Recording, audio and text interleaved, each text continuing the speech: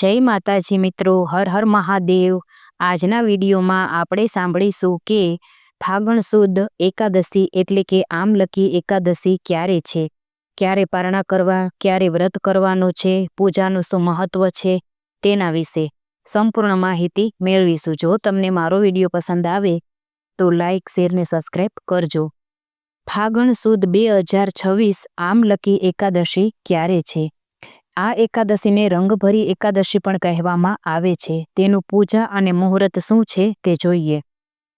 શાંતાકારમ ભુજગશયનમ પદ્મનાભમ સુરેશમ વિશ્વાધારમ ગગનસદૃશમ મેઘવર્ણ શુભાંગમ લક્ષ્મીકાંતમ કમલનયનમ યોગી વૃદ્યાનગમ્યમ વંદે વિષ્ણુ ભવભયહરમ સર્વલોક એકનાથમ સર્વલોક એકનાથમ।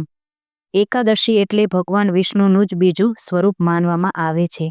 ફાગણ સુદ 11 એટલે કે આમલકી એકાદશી તિથિ પ્રારંભ થાય છે 26 ફેબ્રુઆરી 2026 રાત્રે 12:33 જે આ તિથિ સમાપ્ત થશે 27 ફેબ્રુઆરી 2026 રાત્રે 10:30 આસપાસ।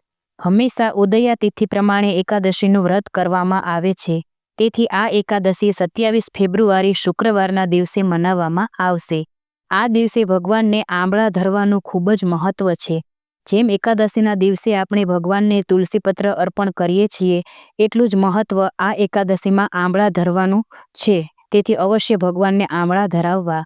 આમલકી એકાદશીના પારણા વિશે જોઈએ તો પારણા કરવાનું મુહૂર્ત છે 28 ફેબ્રુઆરી 2026 સવારે 6:47 થી લઈ 9 વાગ્યા સુધીમાં પારણા કરી લેવા।